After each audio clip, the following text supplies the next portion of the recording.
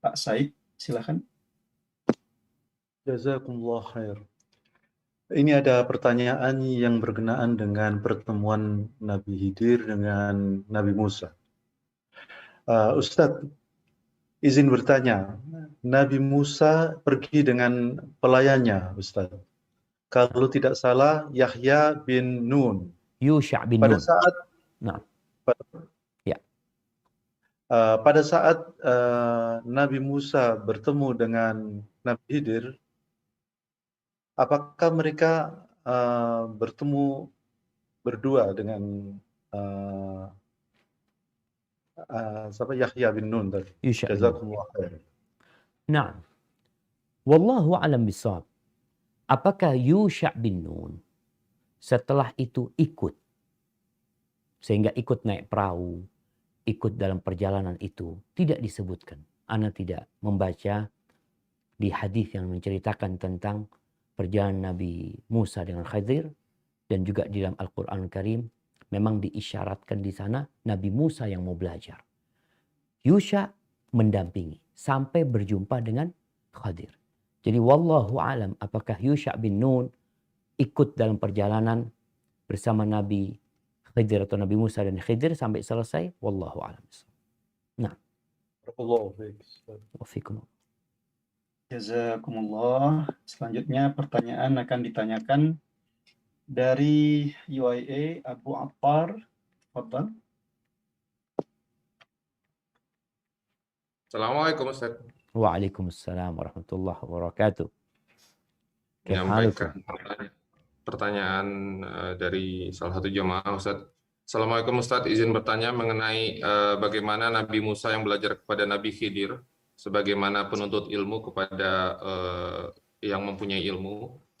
Apakah diperbolehkan bagi para penuntut ilmu untuk taklid kepada seorang ustadz dalam belajar? Jika diperbolehkan, apakah ada batas-batasnya? Dan jika memungkinkan, mungkin ustadz bisa memberitahu apakah arti dari ulama mujtahid itu? Jazakallahu khair. Nah, barakallahu fikum. Ya ahibati fillah.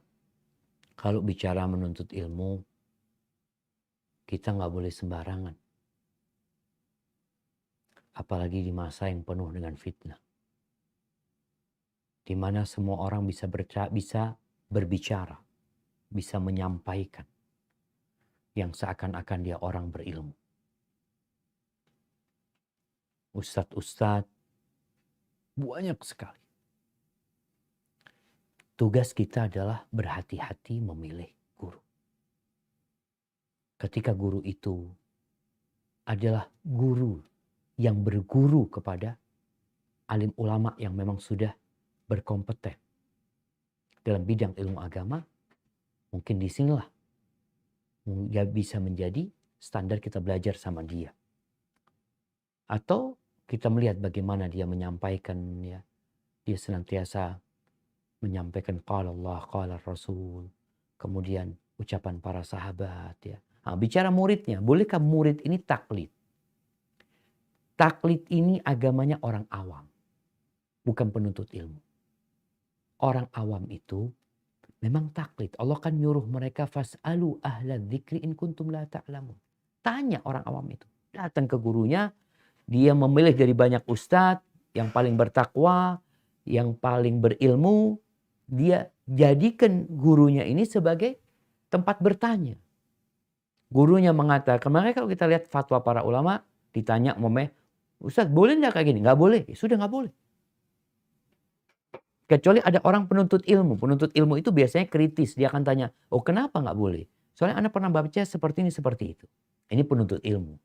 Tapi biasanya kalau bicara orang awam itu, ya bertanya. Telepon sama Ustadz, kayak gini-gini boleh nggak Ustadz ya? Nggak boleh. Oh jazakallah khair.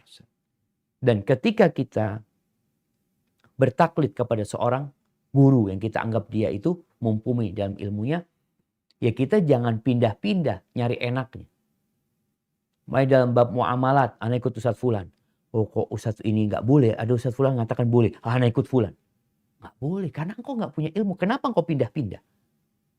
Kecuali engkau pindah dari pendapat Fulan ke pendapat Fulan, karena engkau lihat memang Engkau pelajari, ini penuntut ilmu lagi. Dia belajar, dia mengkaji. Adapun kalau dikatakan ulama mujtahid, jadi kalau bicara ijtihad ini adalah usaha dari seorang untuk menyimpulkan sebuah hukum dari ayat-ayat, dari dalil-dalil yang ada. Itu ijtihad. Dan bicara mujtahid, ada ulama mujtahid di dalam madhab tertentu. Jadi dia di madhab Syafi'i, ya sudah dia berijtihad dalam konteks madhab Syafi'i. Ada mujtahid yang mutlak, yang dia itu terlepas dari semua madhab. Dia berusaha untuk menyimpulkan hukum itu dari dalil-dalil yang ada. Tentunya ulama seperti ini adalah ulama yang berkompeten jamaah ya. Yang menguasai ilmu-ilmu alat ya. Sehingga dia bukan taklid lagi. Kalau tadi mujtahid dalam madhab, ya dia madhabnya Syafi'i. Dia berijtihad dalam ranah madhab itu. Makanya kadang dalam madhab Syafi'i ada dua pendapat seperti itu. Tapi ada mujtahid yang tidak mengikuti madhab-madhab yang ada. Sehingga dia ya tetap kalau dikatakan dia itu mengambil dari madhab yang ada. Kemudian nanti dia menyimpulkan hukum di sana. Nggak keluar sih ucapan dia dari madhab-madhab yang ada sebenarnya. Hadza wallahu a'lam bissawab. Masya Allah, nafa'ana wa iyyakum ya Ustaz. Jazakum.